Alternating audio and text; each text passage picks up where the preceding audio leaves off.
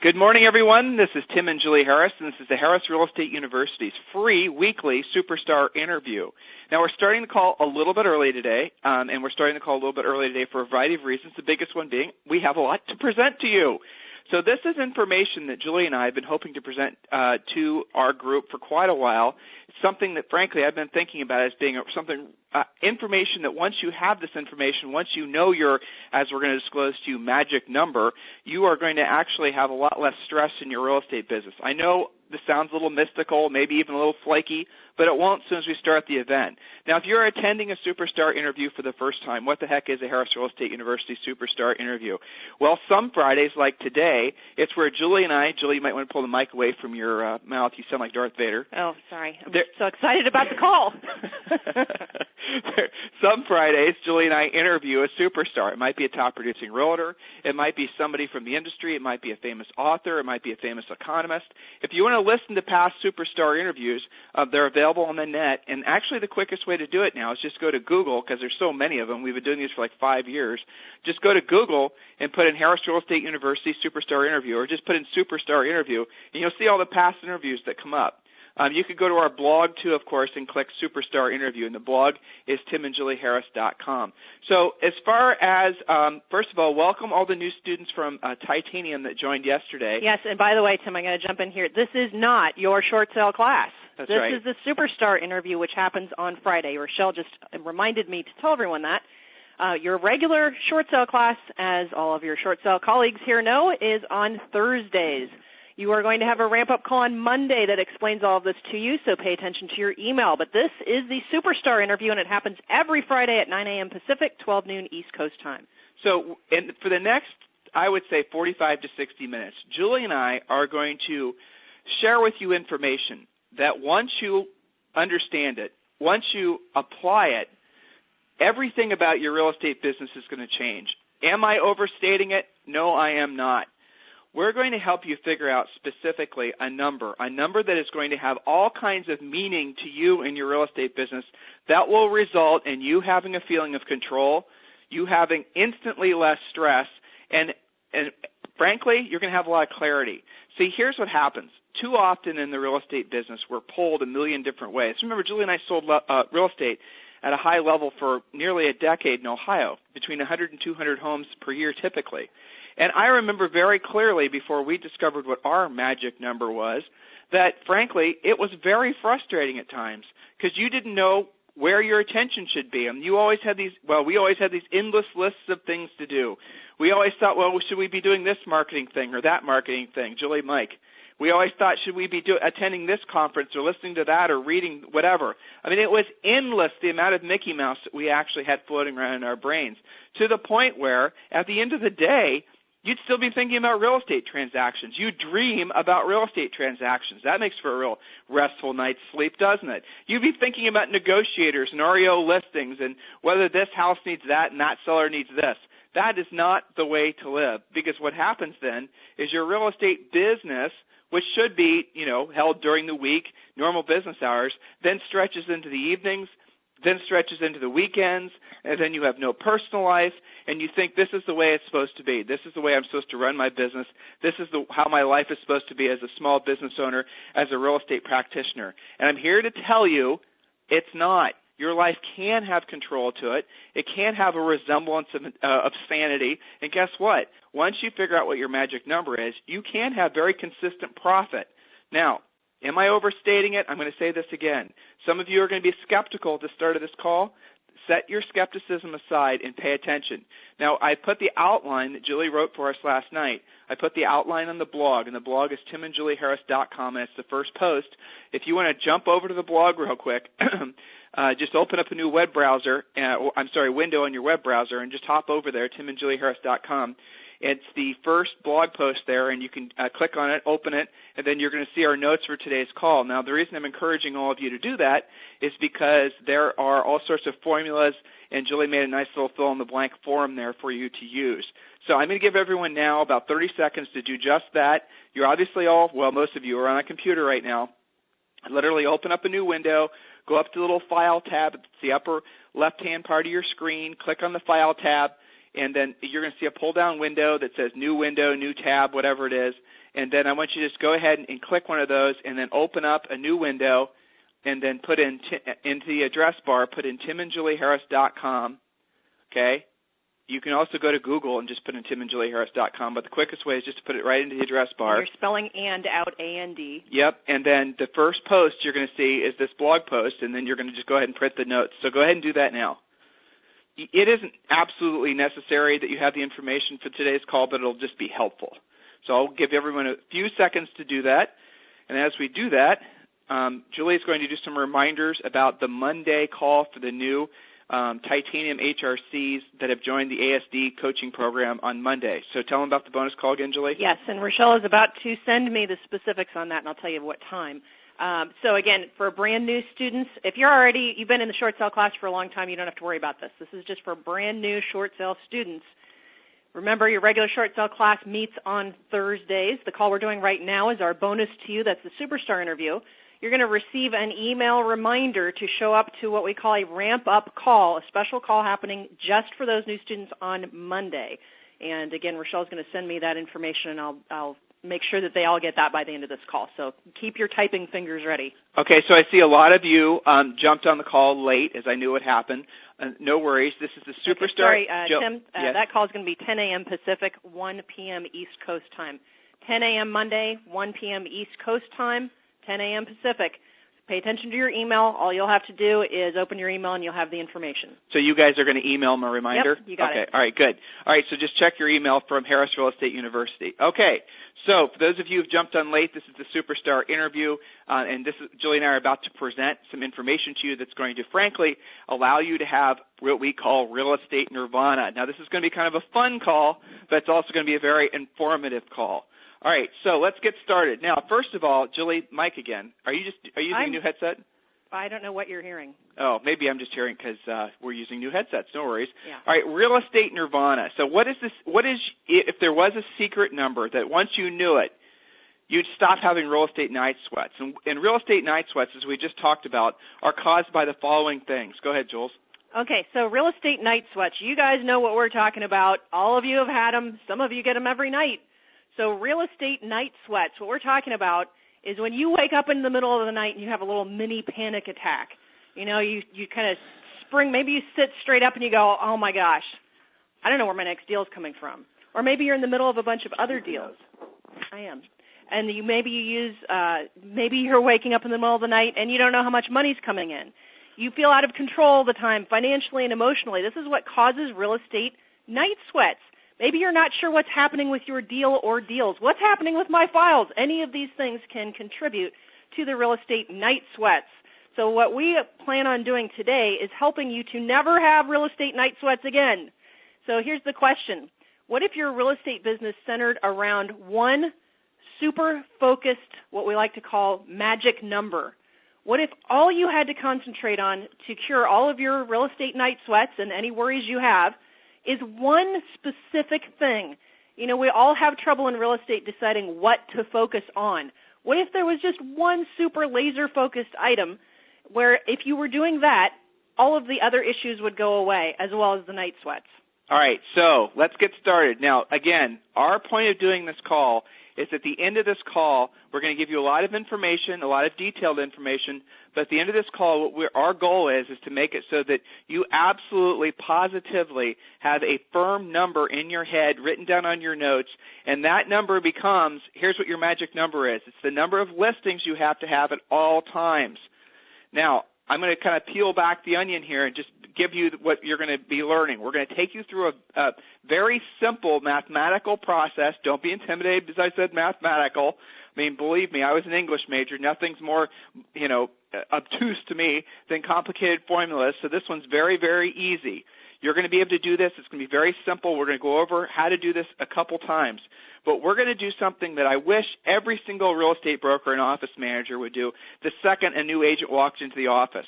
We're going to go through the process of showing you specifically how many listings you need to have at all times. Even for those of you who've never been big listing agents, you don't have to necessarily be a big listing agent once you know your number. Now, those of you who freak out if you don't have dozens and dozens of listings, you too are probably going to have an epiphany as a result of this call, because you're going to realize that maybe, frankly, ready for this? You don't have to have as many listings as you've been sweating yourself to have. You don't have to be constantly prospecting and going on listing appointments and dealing with cranky sellers. You might even be able to cut your available listing inventory back by a significant margin. It all depends on what your magic number is, all right? So let's get started. Okay, so guys, in your notes, you're going to write down Real Estate Nirvana comes from knowing how many listings to have at all times.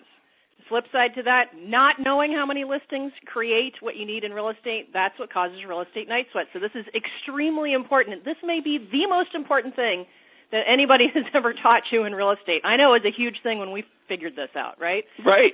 I mean, it really did chase away the real estate night sweats. All right, so we're going to figure out exactly how to do this, so you guys are going to need to write this stuff down. All right, so the first thing you need to do is you need to figure out what your total monthly overhead is.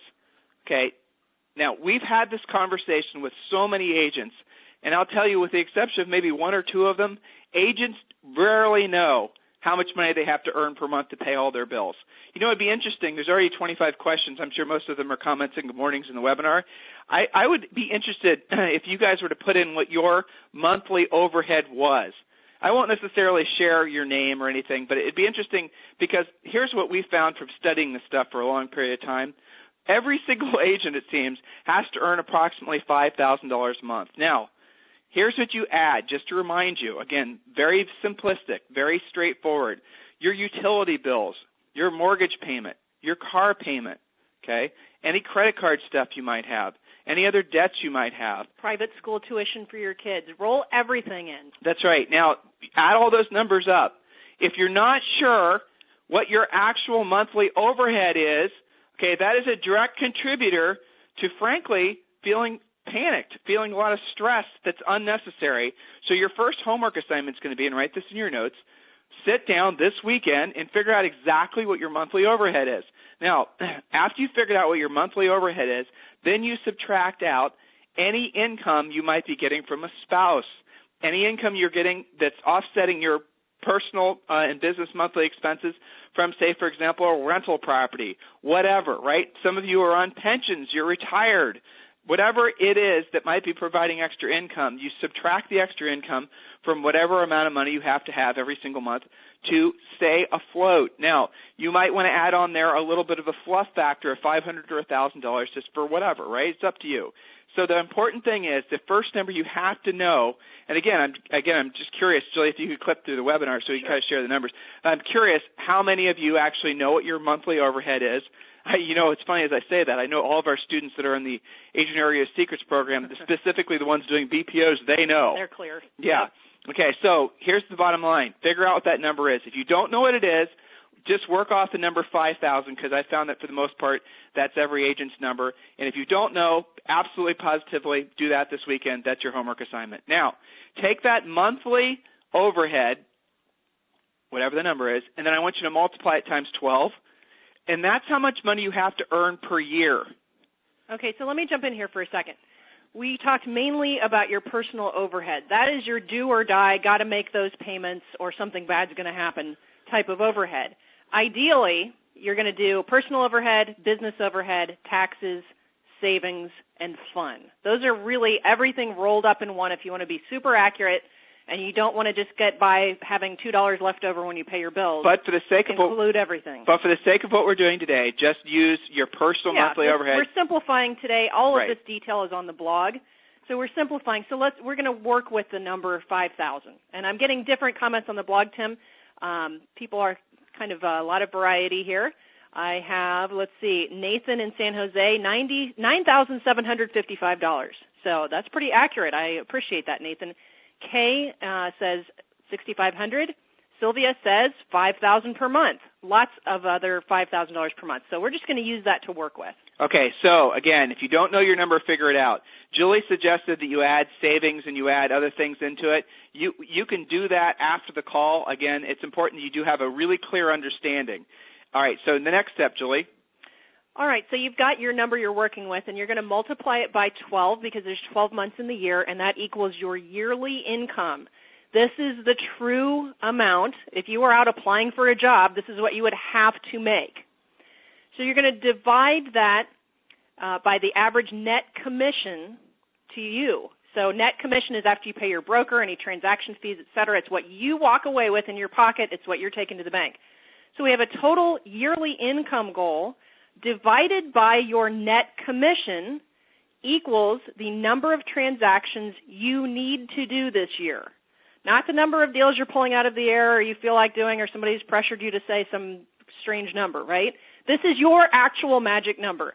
Yearly income divided by average net commission to you equals number of transactions necessary total for the year.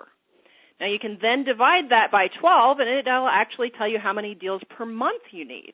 So here's an example. Let's say that you need $100,000 income, and you divide by an average net commission of $3,000. That equals 33 deals needed per year, or 3 per month. Really, it's 2.7, but since you can't do a 0.7 deal, we always round up. So 3 per month. So if your average net commission is $3,000 and you had to earn $100,000, you're going to need to do 33 transactions, or about 3 per month. Okay, makes sense, right? It's pretty simple so far.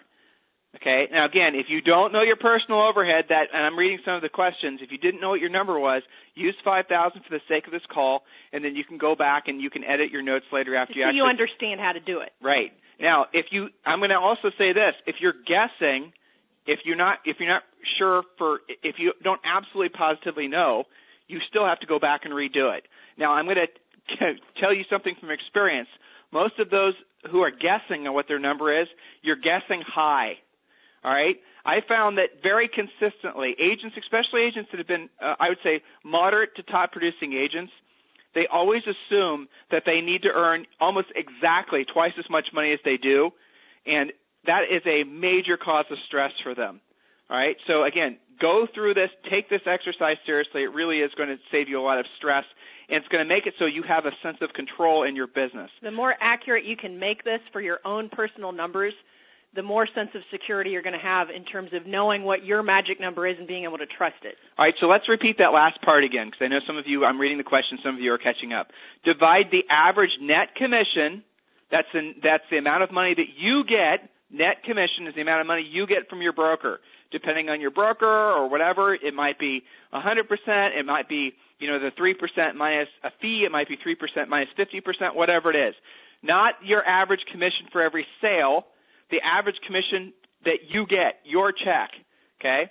So the number you figured out previously is how much money you have to earn per year. Now you're going to figure out how many units you have to sell per year, how many listings you have to sell per year, and that's by taking that big number, and since we're dealing with 5,000, that's taking 60,000. And let's say, for the sake of our explanation, Julie, what did you say the average commission was? 3,000? Yes. Okay, so then you're going to divide that number by 3,000. All right, Julie? Yes. Okay, so for our example, we said if you had to earn 100,000, and your net commission was 3,000, you end up with 33 deals needed total per year. That's right. Then you divide by 12 months, it tells you what you need per month. And again, note to self, if you come up with a crazy number like 2.7, always round up. Don't round down, round up, and you'll end up with maybe 2 extra transactions, and you can save all that money. So if you have to earn $5,000 a month, and your average commission is, obviously 3,000, using our example, then you have to sell approximately 20 listings per year. So stay with the same. It's very basic math, like I said.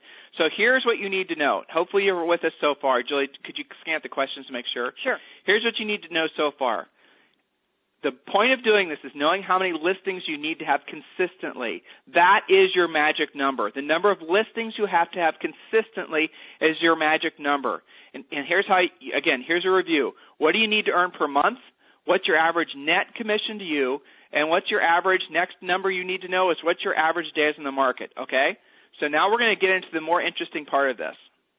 So, Julie, any interesting questions? Okay. Let's see. I have some people sending in their numbers. I appreciate Nathan and Jose says my monthly expense includes my savings because I pay myself first and I count my savings as if it was an expense. That's smart. I really like that mindset. That's fantastic, and I think more agents should adopt that. Questions about, how you treat taxes? Yes. I mean, you guys read the blog. It accounts for all of that. So just stay with us on this basic math here.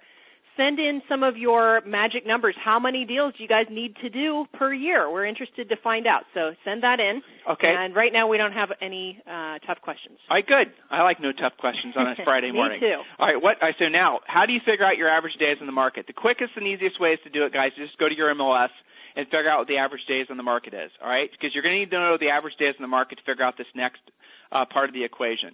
So how many listings do you have to have in inventory at all times using our example?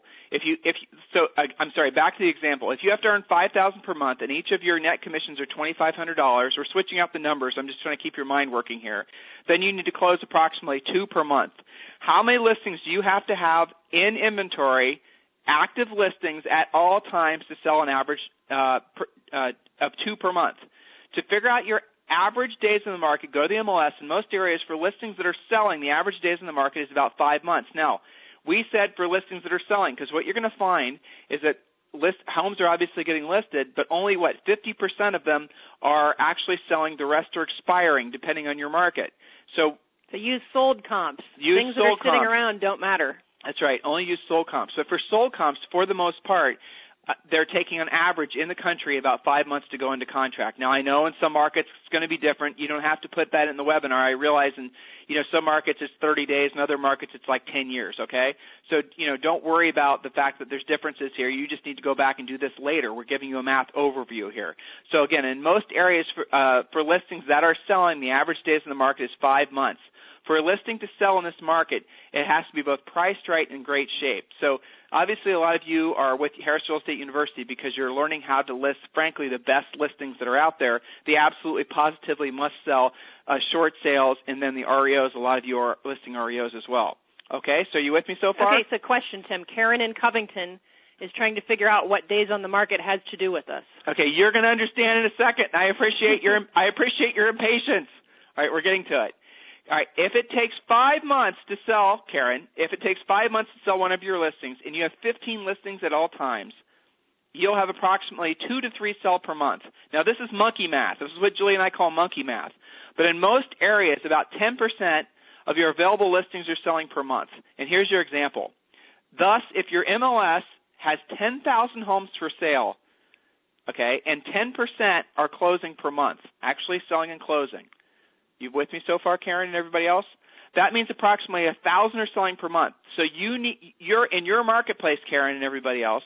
If your MLS has, say, for example, like I remember when we were at Columbus, there was always consistently, what was it, Julie, like 7,500 homes for sale or something like that? It's a lot higher than that now, but yeah, it was right about 8,000 homes for sale. 8,000 homes for sale, and I remember in our MLS, there's typically about 20% would sell per month, or there'd be about 1,600 closings per month. Now, those numbers, again, were for our little micro market. Your market could be different, so you need to apply your numbers. It's important for you to know your days in the market, and here's why.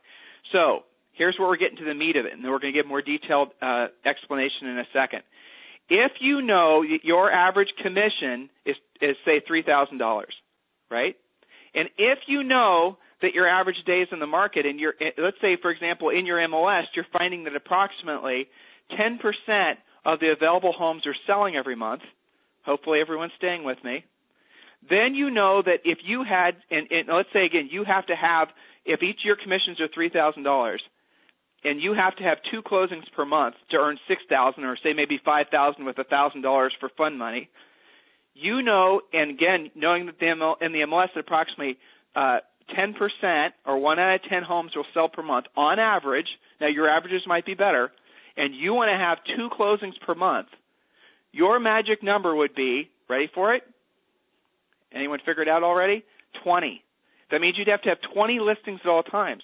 Because if you had 20 listings at all times in a market where on average 10% of the inventory changes every month, sells every month, and you need to earn $6,000 a month, let's say, you with me? Everyone paying attention? Hopefully this makes sense. If not, let us know in the webinar, and we'll certainly explain it. We can explain it about 10 different ways, but this is the gist of it. For you to have almost on autopilot, automatically happen every month, for you to have 2 closings, in other words, for you to earn the amount of money you have to earn plus a little, you're going to have 20 listings at all times. that might be a low number for you, or that might be a high number for you, and it might be intimidating. Don't turn off the learning just because of some little obstacle that's popped up. Again, 20 listings might be no big deal, or 20 listings might seem like a lot. Don't worry about that for now. Just figure out the number. That's the bottom line. Just figure out the number, exactly. If you're in a marketplace, some of you are still blessed to be in marketplaces. I'm going to just explain this in a different way. If you're, say, for example, in Laguna Beach, California, where the average sale price is still, it's actually over $1 million. It's like $1.5 million even today, Laguna Beach, California. So your average commission is $45,000 or whatever it actually works out to be. And you don't have, and your personal overhead is $10,000 a month. Well, that's kind of nice, isn't it? You have a 4-month supply of income. That's right. I mean, you only have to sell maybe 3 houses per year, depending on your split and all the rest. Yeah, exactly. So, I mean, know your numbers, know the facts.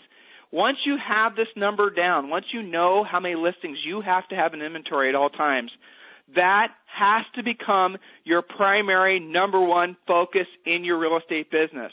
So write that down, guys. Number one focus. Let's clear everything out. All of the distractions. Should I try this marketing thing, or should I prospect this or that, or what should I do today? The one thing to concentrate on at all times, which will create abundance, wealth, and happiness for you, is your listing inventory. And when we say focus on it, we mean with a wipe-off board in your office. If you need 20 listings, you have 1 through 20 down the left-hand side, and you're filling them in until you get to that magic 20. And for some of you, that's going to be the hardest part of your career, is building that initial inventory, especially when you have this aha light bulb go off where you go, oh my gosh, if I just had 20 listings at all times, everything else would be taken care of. Well, the good news is, and this is why top producers always have listing inventory, guys, when you get to that magic number, everything becomes easier. Then all you have to do is replace them as they sell. So let's say that I've had this big light bulb and I'm thinking, oh my gosh, what am I going to do? I need 20 listings. So I'm going to set a goal that I'm going to get to 20 listings by a certain date. And that is going to be my focus. And as soon as I get there, my new goal is to maintain 20 listings at all times. Not the same 20. The goal is to sell them, but to replace them as they sell. Okay, so what does she mean? Again, don't panic. If 20... Using our example, hopefully you've done your math, and we're going to go over this one more time. We have a really good example for Agent Joe, okay? So we're going to read you guys another example. But here's the goal. Again, we know that you are constantly being distracted. You're going to get an email today about some fancy website that somebody's selling. You're going to get invited to 14 more REO conferences. You're going to be told to go to this thing in Texas. You're going to be told to attend this office meeting. You're going to be told to do mandatory training. And oh my God, is your CE even done? And what about the closing? And have Real estate night sweats. All right. And if you're in Northeast, are you? Oh my God, are the pipes freezing on your houses? Right? Been there, done that. Yeah. Okay, it's very easy to go absolutely insane. Oh, by the way, have you noticed that every single thing in real estate is urgent? Have you noticed? Everything is life and death. Have you noticed? Have you ever gotten a calm message from anybody as part of a real estate transaction? It's always urgent. Yeah. Right? So it's because other people aren't organized. They're experiencing their own anxiety attacks because they don't know their numbers, because they have never gone through this exercise. And so they then are constantly surrounded by other people that are running around like that, and they think it's normal. That becomes a new behavior. Then all of a sudden, your life, you got into the real estate business because you wanted to have your own business. You wanted to have some independence. Hopefully you wanted to help people and make a lot of money. And now it's been replaced by absolute fear and panic. That's because people don't know the bottom line number is the number of listings that you have to have at all times. Hey, guys, listening to this, here's the thing. A lot of people in real estate, and some of you, we can include your brokers and your office managers in this, unfortunately, the general feeling is that everything is out of control and unpredictable all the time. That's you don't know normal. If something's going to close. People think that's normal. Right. That's not normal, guys. It is predictable when you get clear on your listing inventory. That's why we're taking the time with all of you today. And yes, this is a live call. We're recording it and we'll post it so you can review this. I know that we're going kind of fast through some of this math. This is the number one thing to focus on. So Tim, there's still some confusion about days on the market. So I've got a little mini example for this. Why does days on the market matter? And then we've got to get on to Agent Joe. Why does it matter? Look at it this way, guys. if the average days on the market in your area, the average house takes 5 months to sell, and you only have one listing, you're going to starve for 4 months and hopefully eat on the 5th. That's why days on the market matters.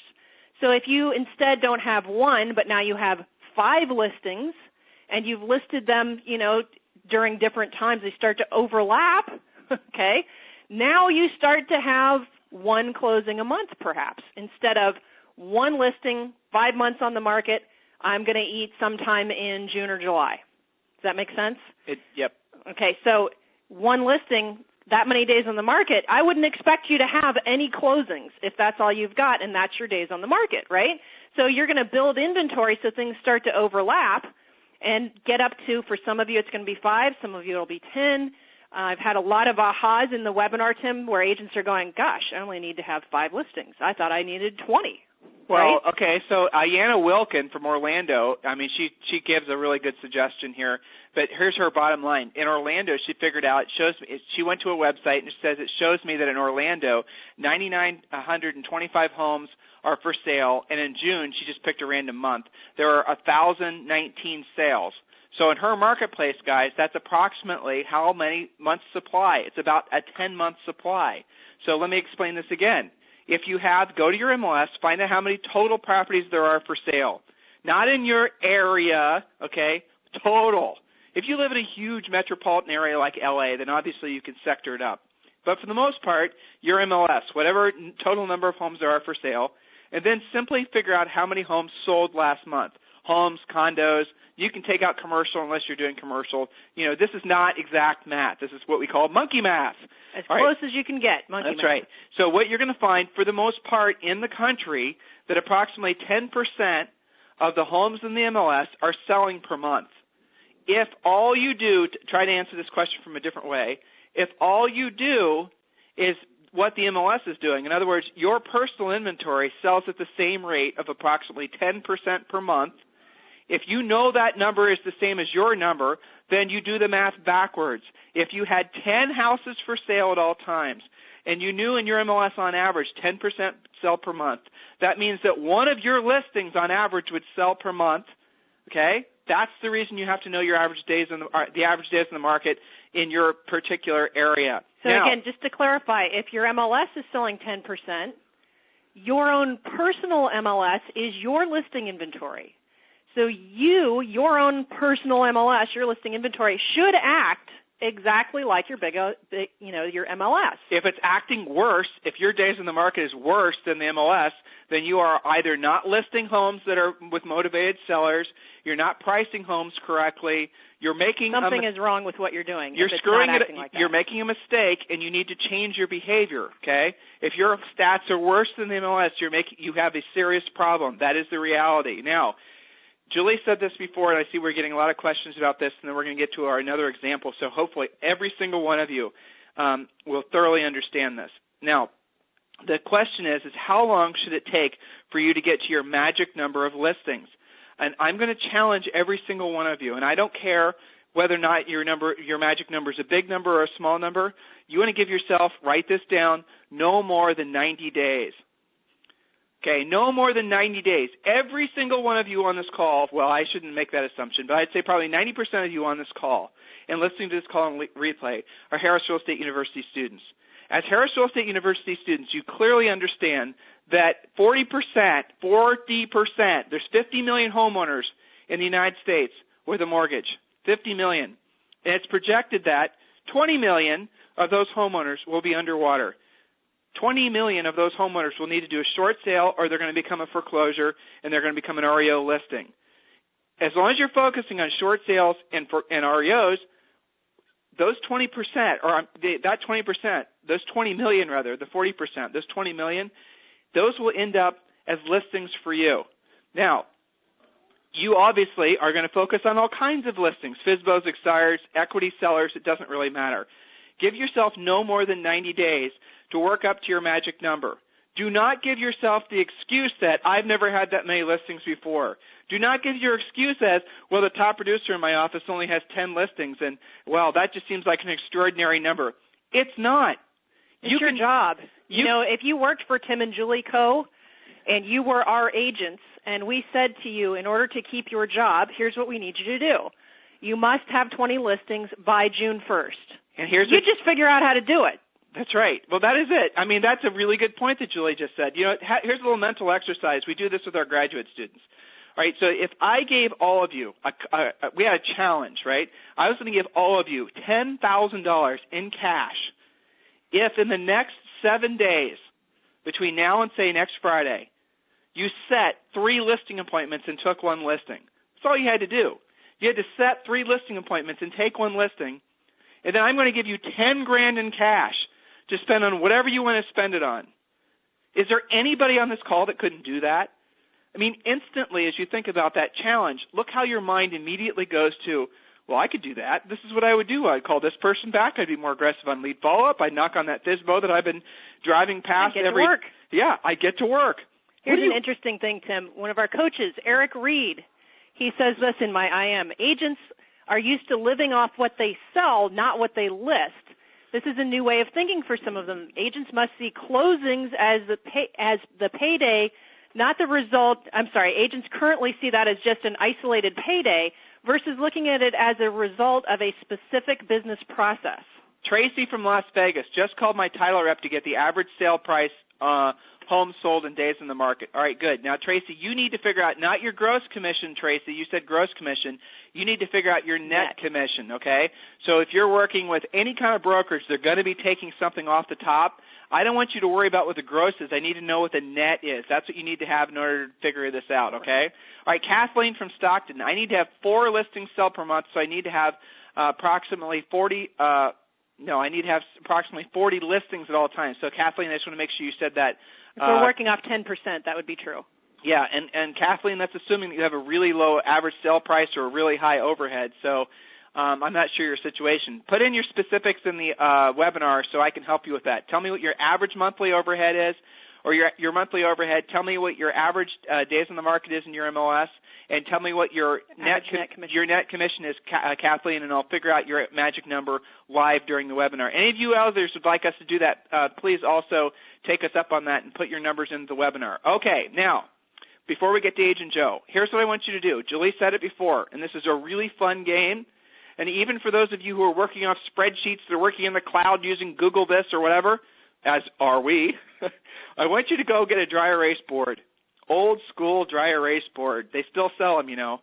Then I want you to take said dry erase board, and it's got to be a pretty big one that dominates your office or your working environment, one that you cannot hide from. This is called accountability to your own goals. That's right. And I want you to take that dry erase board, and I want you to pen it up. I want you, at the top, to write down whatever date it is in 90 days. Julie, can you do that? I will figure it out. So. All right, so whatever date it is in 90 days, I want you to write down April 28th. April 28th. I want you to, at the top of this dry erase board, write down goal and then colon, and then I want you to put, dot. Then I want you to put the number of listings you're going to take. So let's say you have to take 20 listings. Goal, 20 listings. And under that, I want you to write the word deadline. Very important. Do not skip this part. April 28th. Do not put it on a little lousy piece of 8.5 by 11 paper. Or a sticky note. Okay? If there's a bunch of crap on your wall, take it down.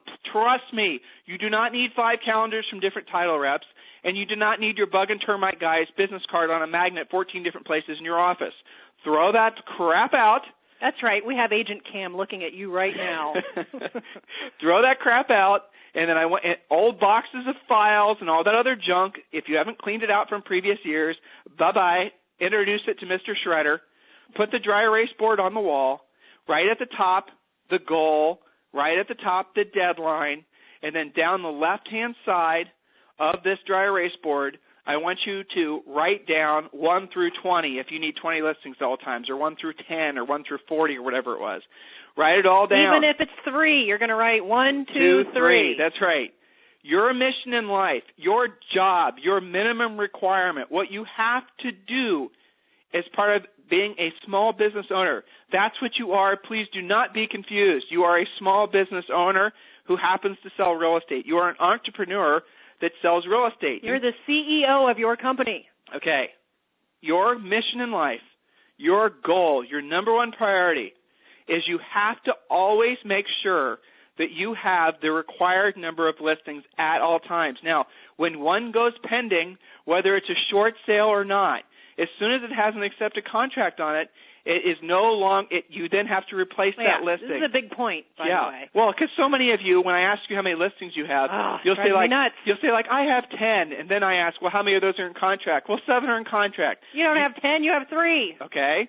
Be clear on that. Stop being lazy. I have to tone myself back because we have a lot of new students on this call. Take it down a notch. We're okay. That's right, exactly. Tim called me lazy. Get used to it. All right, so here's the bottom line. Okay, know your magic number. Write on your dry erase board. Look at that every single day. Allow yourself the stress. Be okay with the stress and the accountability of accomplishing that goal. Do not freak yourself out that this is a hard thing to do. I promise you it is not. It is not. This is nowhere near the stress that you think it's going to be to accomplish, to build your inventory up. If you're a new short sale student, we tell you dozens of ways to go about getting short sale listings. But remember the little mindset exercise I did. I'm going to do this again. I'm going to make it even more juicy. Ready for this? Every single one of you on this call, if you were to get $100,000 in American greenbacks or gold currency or euros or whichever you'd like, in 90 days by April 28th, if you were to get $100,000 in cash in 90 days, if you hit, or once you hit your magic number, 5 listings, 20 listings, 50 listings, whatever it is there anyone on this call that couldn't do it or wouldn't do it? Is there anyone on this call that isn't right now thinking, you know what, I have absolutely crystal ball clarity that I can totally do this. I can definitely hit that, whatever magic number it is, of listings in 90 days, especially if Tim is offering me $100,000 in cash. Well, guess what, guys? In many cases, I'm offering you infinitesimally more than $100,000 in cash because let's say, for example, you have to take 20 listings. That's your magic number. And let's say in your marketplace, your average net commission to you is $7,000. Do that, and you're going to make $140,000 almost guaranteed this year as those listings sell off. Does this make sense to you guys? Are you feeling a lot more clarity? It's not about it. Then your mind's going to go after you grasp this. Your mind's going to go, how do I take the listings? Yes. How do you take the listings? That's the next thought process. Okay, but don't stop there. By the way, that's what we teach you in your regular classes. Yeah, exactly. Show up to class. If you want to get ahead of this, log in to Harris Real Estate University and then go to all the sections where we talk about how to take listings. But the thing is know that whoever you are, wherever you are, whatever your market is, whatever your situation is, whatever your story is, you can do this. And once you have your magic number of listings, once you know your magic number, and you have that as constant, consistent inventory, if you have a great month and 5 sell, you've got to replace those 5. The hard part is, and I'm not BSing you guys, is building up from ground zero. Some of you might already have listings, and you found out you need 10 listings at all times, and you have 5. Well, you have to take 5 listings in the next 90 days. Okay? Some of you have no listings. That's but listen, okay. You guys have to become clear that, yes, that's going to be the tough part and perhaps the hardest part of your career. So you got to get it over with in 90 days. Yes. Because on the other side of that is Real Estate Nirvana, I promise you. Because all you have to then do is replace what sells. That's a lot more fun, by the way. Yeah. Once you build your inventory up to, say, 20, whatever your number is, and then you have 3 sell, you don't have to go back out and find 20 listings again. You only have to find 3. And get this. Guess what having 20 listings gets you? Well, you're going to have a lot more sign calls. You're going to have a lot more sold signs. You're going to have more people calling you talking about listing appointments. Everything gets better, easier, and faster when you have achieved your magic listing inventory. Forget about everything else that's stressing you out. It's all about listing inventory. The answer to any real estate question is more listing inventory. Ah, yes, Real Estate Nirvana. Now, some of you are getting it. All right, so, Julie, let's jump into Agent Joe. You want to crack that one out? All right, so here's another example for you, and you're going to need to type this or write it down. Agent Joe, real-life exercise. Agent Joe figured out he needs $8,000 per month to live a comfortable life. He's not just paying his bills. He's got a little bit extra at $8,000 a month. So this gets his taxes paid on time. He's got a little vacation built into that, and, of course, he's keeping his bills paid. Agent Joe went to his MLS and learned that his market had around 10,000 homes for sale at any given time. During his market research of the past 3 months or so, about 10% of the available inventory seems to be selling per month. Seems pretty consistent, 10%. So 10% of 10,000 homes is selling per month. Joe's net per transaction, again after paying his broker and his transaction fee, was about $4,000 per deal. So I'm going to stop there for a second. Some of you are confused, gross versus net. The gross commission is what the title company pays your broker. The net commission is what your broker pays you, just to clarify. It's what you take home and put in the bank. So again, Joe's net commission is $4,000. How many listings does Agent Joe need at all times? Assuming that 10% will sell monthly, and he's got to sell 2 per month. So again, Joe's got to make $8,000. His average net is $4,000. That means he needs 2 deals per month. All right, so here's Agent Joe's magic number to reach Real Estate Nirvana. It's 20. Here's why. Review. In Agent Joe's market, 10% of the inventory sells. If Joe's own inventory acts the same, and it will, assuming that Agent Joe knows how to price them to sell, then 20 listings with 10% selling monthly is 2 deals per month. That equals Joe's $8,000 per month. Joe's Nirvana comes when he consistently has 20 listings per month. Hopefully that makes sense. This is one of those sort of twisted word problems that we all hate to read, right? So again, 10,000 homes are selling. 10,000 are listed, and 1,000 sell. That's 10%. So Joe's own inventory is going to act the same way. Joe needs 20 listings, and remember, this is consistently at all times.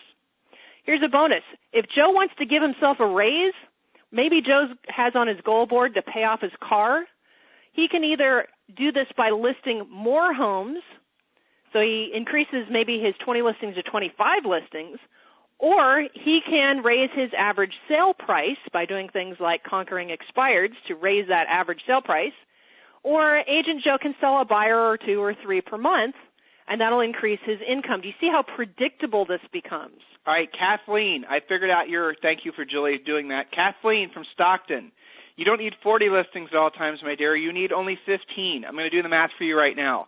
Hopefully I've done all this math. Remember, Julie and I were English majors.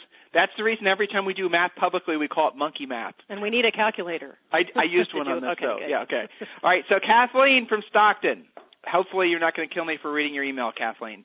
My net commission is about $2,000. Bills and overhead are about $7,000 a month. We have about 3 months of inventory, and we have, she said 1,200 listings in our county. I know Stockton's got more than that, but let's just assume that maybe her little micro area. Well, okay, she did say county, but let's just assume that she's correct, that there's approximately 3 months of inventory. In other words, stuff is selling an average of 30% of her MLS is selling per month, okay? Our example that we've been giving consistently is basically 10% sells per month, but let's assume Kathleen's market, 30% sells per month. All right, Kathleen, here are your numbers. Write these down. And I see a lot of you guys have the same types of questions, and again, you're figuring your numbers out way too high. So, Kathleen, here you go. You have to earn $7,000 per month. Write that down again, please. Your average commission is $2,000. Now, that's net, so that's how much. So, guys, again, we're making this point continuously, but it's important that you know this. Let's say for Kathleen that she's on a 50-50 split with her broker. When she gets the commission check from a closing, let's say it's $4,000. She's on a 50-50 split, so she takes home $2,000 per sale. Make sense? So in order for Kathleen in her marketplace, or the average commission is to her $2,000, and for her to earn $7,000, she has to have approximately 4 sales per month. Now, remember, rounding up. I realize that 2 times 4 is 8,000, but that's okay because Kathleen wants to have money to who knows what. All right, so that's $1,000 extra in addition to what she needs to actually cover all of her monthly overhead. Now, in her MLS, assuming that I read her email correctly, her comment in the webinar correctly, 30% of her inventory sells per month. 30% of the inventory in the MLS sells per month, or 3 out of 10. So then the question becomes, what number times 30% equals 4? If she had 15 listings at all times, and 30% of those listings, again, monkey math, and 30% of those listings sold per month, that would be approximately 4.5 closings per month if she had 15 listings. 4.5 times $2,000 exceeds her goal. So, Kathleen, you don't need 40 listings. You need 15. At all times, though, 15. At all times, exactly. All right, so Tony from Mira Loma needs $10,000 a month. My average commission is $7,000. Okay.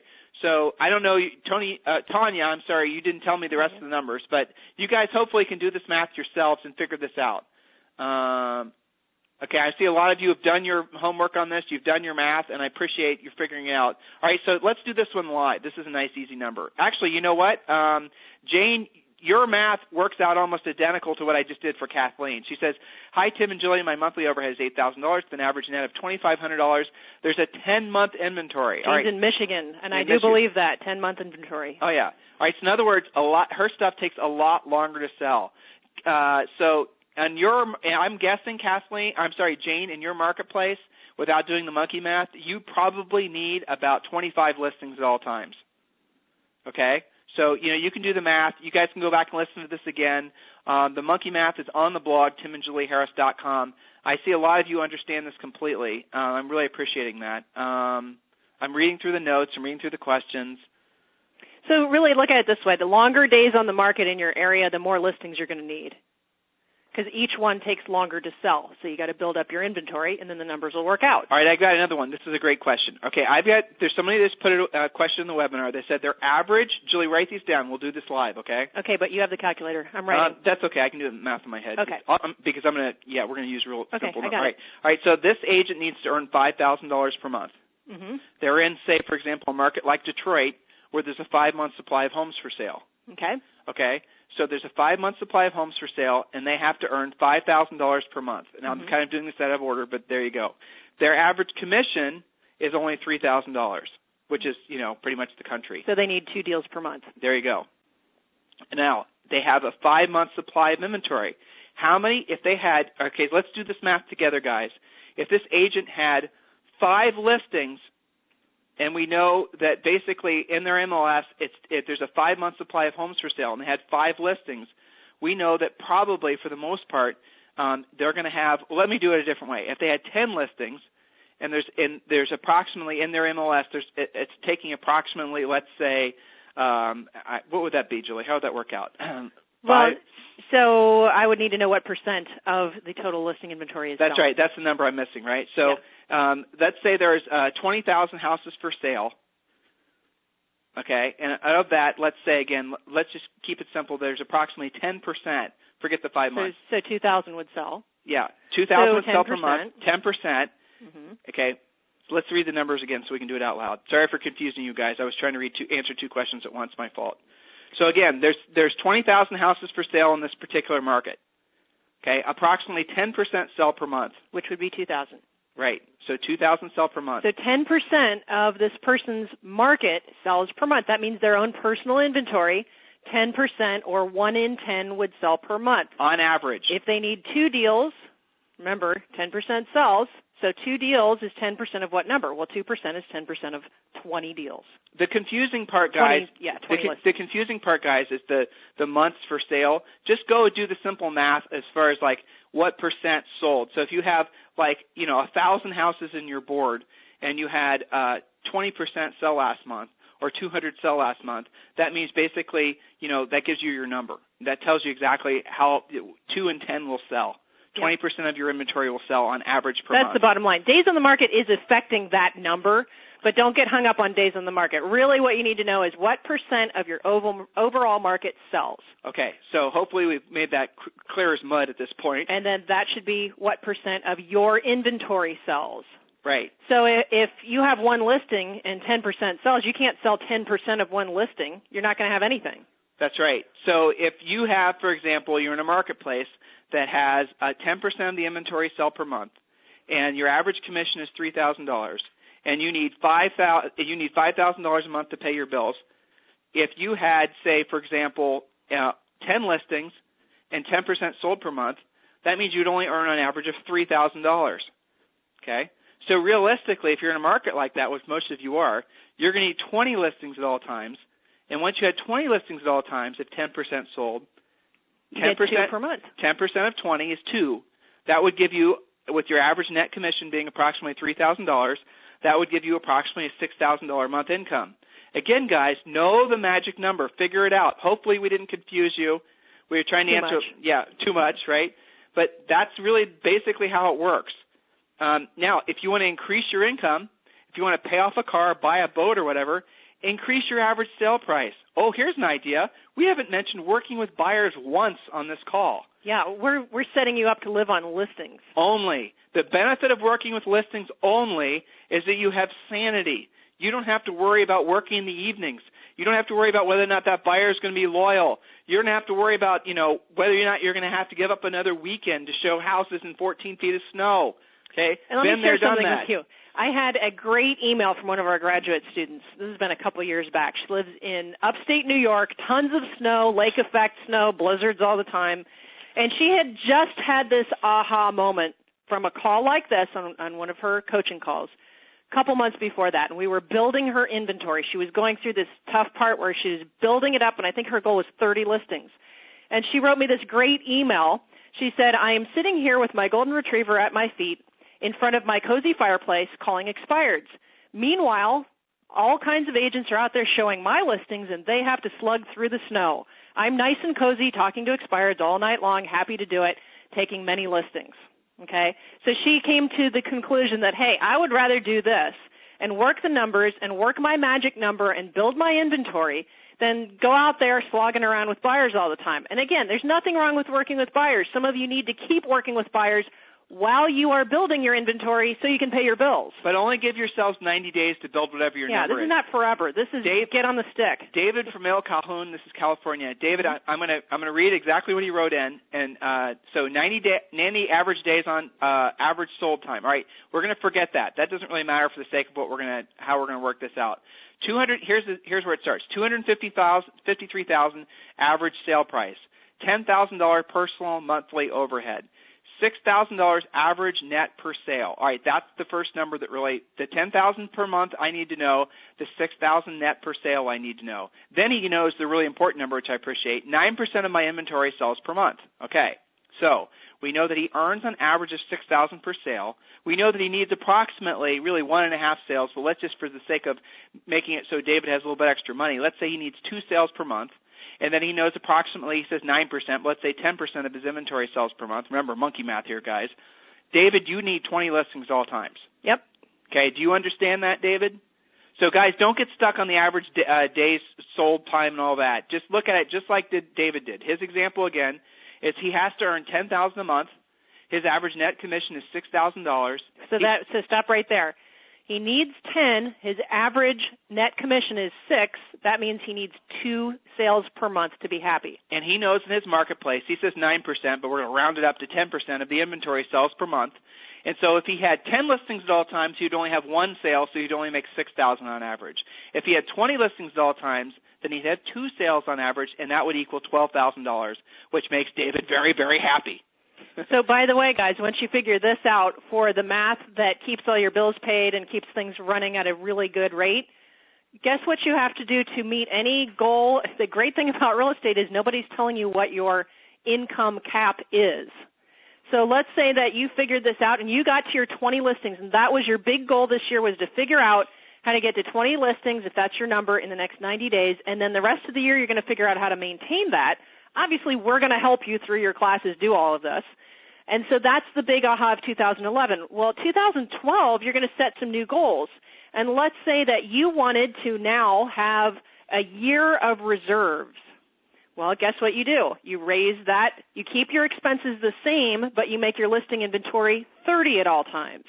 And if before you had to sell and close 2 per month, at 30 you're going to do 3 per month, and you're going to save 100% after paying your taxes of that third deal per month.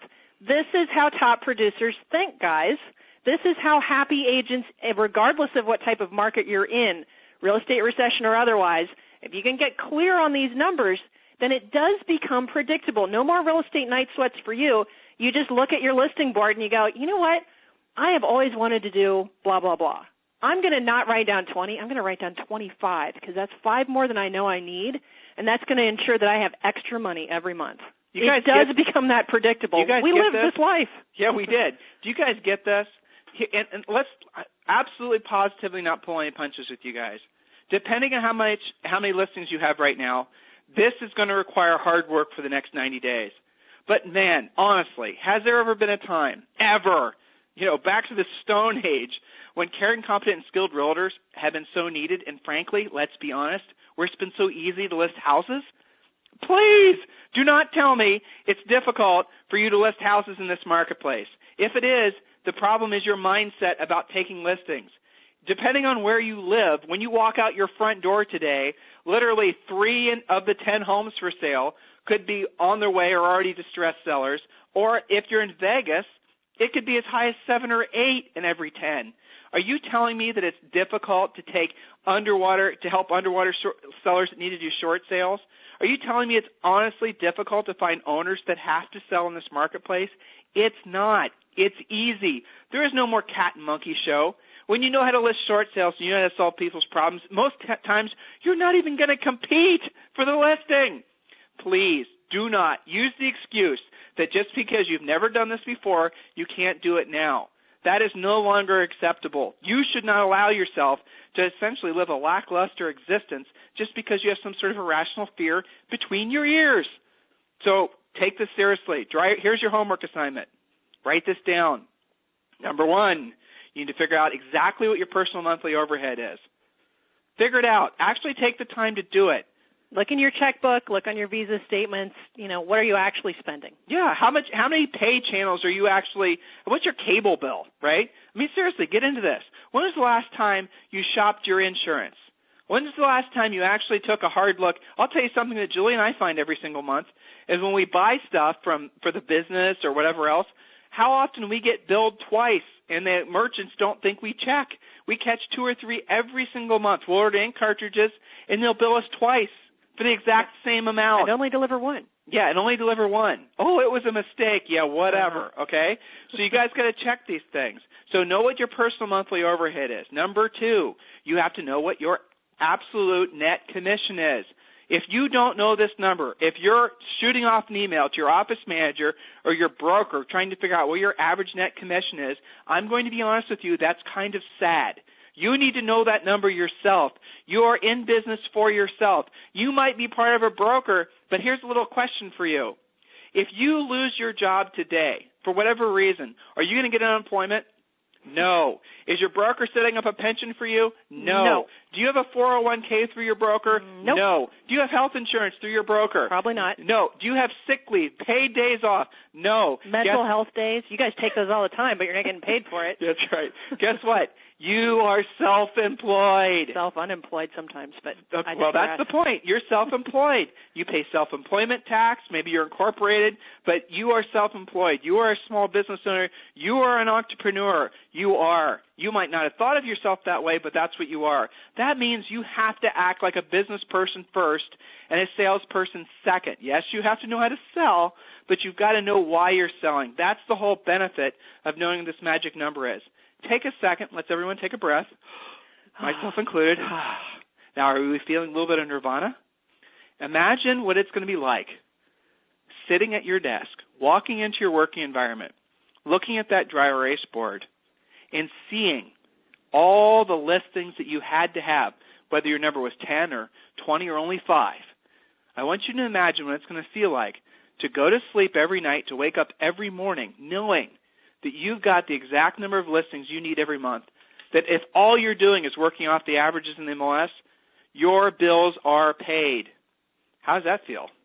That's different for some of you. Yeah. Especially on a predictable basis where, for most agents, I think you could define real estate nirvana as simply consistent income.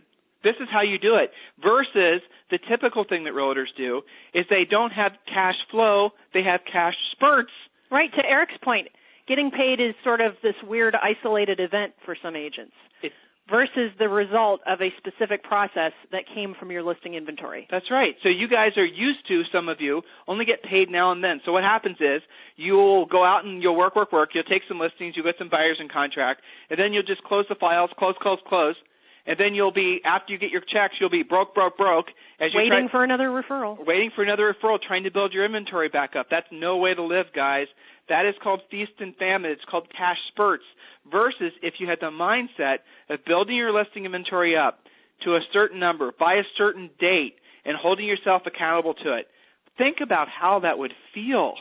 You're basically creating your own MLS that gives you predictable results, just like the bigger picture MLS that you guys all use. It does work that way. It can be that predictable, but only when you know what your number is and when you have it posted on your wipe-off board. You're walking into your office and, now you might be walking in going, what do I do today? Well, I got to go put out some fires, or maybe I'll get ready to get started to someday possibly think about calling in expired. Well, instead, you're walking into your wipe-off board. You've got 1 through 20, and you're at 17. You only need 3 more listings to reach Real Estate Nirvana. You know exactly what to do. You sit down, you get to work. 6 months from now, after you've taken this assignment seriously, you're halfway through the year, you're making more money, you're spending more time with your family, all because of this 60-minute call. I mean, that really can happen, and I pray for all of you that it does happen. I know I'm reading some of the comments, too. They're funny. But here's the thing, okay? Once you sell say, for example, your Real Estate Nirvana, your magic number is 10, and you have 1 sell in February, you don't have to build your inventory. You don't have to go out and find 10 listings. You only have to replace the 1. Do you see this? 90 days from now, for those of you who need, say, 15 or 20 listings, 15 or 20 listings, you've earned them, you've got them on the board, and let's say 90 days from now, you are having consistently 1 or 2 sell per month, whatever that number is. All you have to do is go out there and replace the 1 or 2. Is that hard to do? And again, having that kind of inventory will start to generate their own listings, because you're going to put your sold signs up. All those neighbors in that neighborhood are going to go, that's the agent that actually sells things. I had to call and talk to them. So everything becomes easier. Everything. And that's very counterintuitive. I know some of you are going, how can things get easier if I had 20 sellers to take care of? What world are you guys living in, right? It's easy. It's easy by comparison, especially if they're short sale sellers. I mean, they're easy to take care of. If you guys don't want to process your files, use Titanium. This is not a difficult business. This business does not have to be stressful. It doesn't have to be so full of drama. Here's a little secret for you guys. Anyone who's successful in this business knows this. Drama is not normal for success. It is not required that you be stressed out all the time. It is not required that you sacrifice your health, your financial security, your time with your family, your days off. It's not required. And matter of fact, and here's the secret that I wish Julie and I would have learned this back in the early 90s when we started selling real estate. If you are finding yourself in that constant state of flux, worry, panic, you are doing something seriously wrong, and you will not become successful as a result of that. Your success comes from knowing this very simple number now and applying it and learning it. Julie, read some of the comments, please. Okay, let's see. I love what Dave in El Cajon said. Thanks, Tim and Julie. I look forward to crushing this market and getting a good night's sleep. I love that. Somebody says, where in your website is the blog? Let me clarify. You have 2 things you're going to use. HarrisRealEstateUniversity.com for those of you who are enrolled in our classes. And the blog is a different address, timandjulieharris.com. Linda from Temecula, zero net commissions does not work in the formula. Yes, you're correct, Linda, but I'm going to challenge you. If you're struggling right now, it's probably because you do not have a specific goal. I want you to take seriously what we just said about the dry erase board and setting a specific goal. And then what you're going to find is because you have a goal, you are very clear about why you're working, and all of a sudden, almost like magic, you're going to start finding those listings. Exactly. Let's see. Bob in Temecula, average commission is $8,000. Monthly costs are $8,400. So you're real close to needing 1 deal, but I would set your goal as 2. How many do I need? Well, we need to know what percent of your listing of your MLS sells per month. That would be your next number to figure out. Let's see. Israel Gonzalez in Hollister says, hi, Tim and Julie. What's the ratio of prospective sellers to close transactions? I have 10 to 1. Is that correct? Yes, Israel, I do know your market, right, because we have a lot of coaching clients in the L.A. area.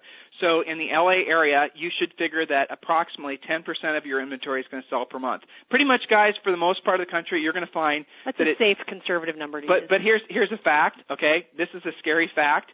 In some cases, it's less than 10% selling per month. That's true. Right? You're going to find that when you get in there, again, all I want you to do is I want you to go to the MLS. Here's how you figure it out. I want you to go to the MLS, and I want you to type in total number of active listings in all areas in the MLS. You're going to get a big number, 50,000 or whatever it's going to be. Then I want you to go to the MLS, and I want you to figure out exactly how many closings there were for December of 2010. I want you to take that number, and I want you to do some simple math and figure out what the ratio is. I mean, maybe that's where it's stumbling some of you. But like if there's 50,000, right, that are actively for sale, say take Vegas, for example, some big number, though the inventory there is finally down a little bit, but say 50,000.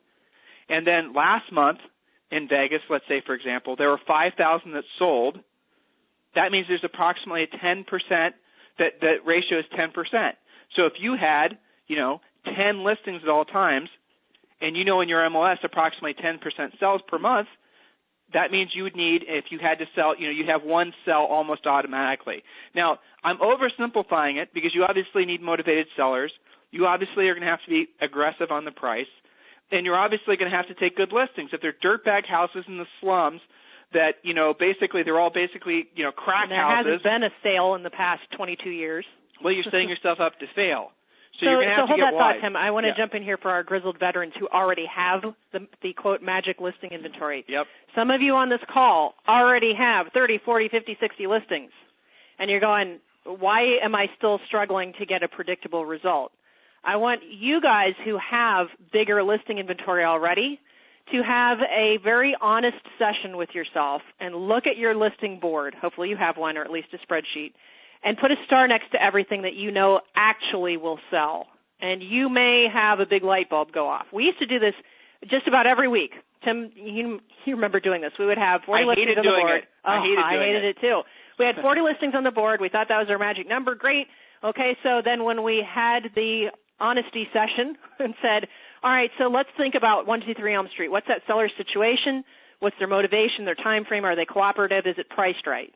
That's your litmus test on your listing. Do the sellers have to sell? Go through every single one of your – now, their motivation. So if you have half REOs, you know it's going to sell as long as you price it right. And if you had 99% REOs in short sales, that in my mind is a sweet inventory because every one of those sellers has to sell. But you may need to do a whole bunch of price reductions to make it happen. Right. So you're going to have – what's really going on with my inventory. Once you get here, and this is for our existing grizzled veterans, but also for all of you who are on the path to getting that inventory, the next step for you is to just go through every single week what's actually going to sell, what needs a price reduction to sell. And if you get down to the point where those sellers are not letting you, there are short sale sellers that still don't get what's going on here, maybe because you didn't explain it to them, maybe because they're just not cooperative. Whatever the case is, if it's just not going to sell, don't count it in your inventory. So we would always have our 1 through 40, but we would also have a star next to the ones we could count on, and that was our real inventory, which was usually, honestly, more like 30 to 35, just because the nature of things, right? At a certain point, sometimes sellers say, you know what, so things have changed for me. My motivation has changed. I'm just going to keep it, right? When we sold real estate, our average commission was like $6,000. And Julie and I always start and we had buyer agents that were working with us. We had a relatively mature real estate business, and we always wanted to have a minimum of, it was like 12 to 15 closings per month. Did we always do it? No. Did we exceed it sometimes? Yes. I think the most number of closings we ever had per month was like almost 40, okay? Yeah. Now, our magic number changed, right? So what happens is, if you want to give yourself a raise, all you have to do after you reach your magic number is just increase your number of listings, increase your average sale price. But really, the best way to go about doing it is become a better pricer, become more selective about the houses you list. But, guys, that's really phase 2. Phase 1 is getting to the point where you have that sense of security. Phase 1 is getting to the point where you have that consistent income. And once you have that consistent income, I promise you, all your anxiety that you have about real estate is going to melt away. Guys, did we help clarify? Did we actually? We've even taken away your excuse, which is if I go out and get 20 listings, I know in my market they're all going to be short sales, and I don't want to negotiate that. Use titanium. We've given you that solution if you need it, right? So really, you got to say, is there something holding me back from actually attacking this? And if so, what is it? And then ask for help to conquer that. That's right. where all of you should be at right now. Kay from Fremont, is there anywhere on the web that I can help me plan my day, like how many door knocking, calling expires, and FSBOs? Kay, this is a good question. Now, I'm going to give Kay an enormous round of applause. Oh, I should get my little applause button thing, Julie. Oh, yeah. I got Tim a sound machine for Christmas. I think I'm actually going to go get it. And here's why. It's because what's happened is Kay has actually moved beyond the doubt thing, and now she's actually figuring out in her mind how she's going to go about doing it. And because of that, Kay, I'm going to give you a round of applause. Here it is.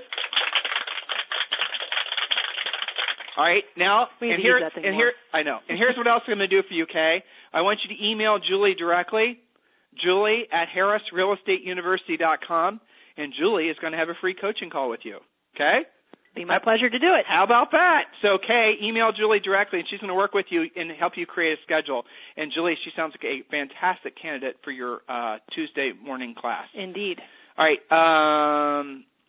Okay, yeah, it's an interesting question. Kim from Sacramento, and I'm going to wrap it up here, guys. My experience is to focus on those areas, she means geographic areas, with quicker turnaround and price them correctly. My goal is to beat the days in the market in MLS substantially. Kim, I 100% agree with you, and I'm glad you're thinking so for you. All right, I'm not going to do that too much more. All right, so, all right, guys, hopefully you're understanding that when you understand this number, when you actually get this and understand that real estate at the end of the day is very simple.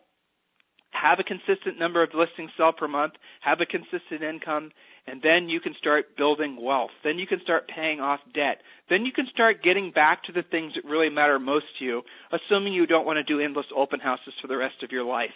Okay? Assuming that one day you actually want to retire out of the real estate industry opposed to being wheeled out of the real estate industry. Did this help? Did this help you guys? Let us know in the webinar. Give us some feedback. Give us some comments. Again, the Harris Real Estate University website is where our official university website is. The blog is timandjulieharris.com, and the blog is where this information, the outline for this call, was posted, timandjulieharris.com.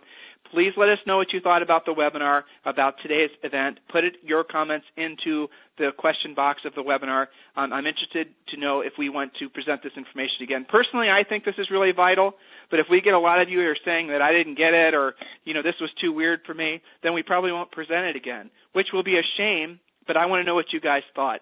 So give us some feedback. Anything else, Jules, before I wrap? Nope. Bottom line, figure out your number, post it on the wall, and get to work. All right, guys. Have a fantastic weekend.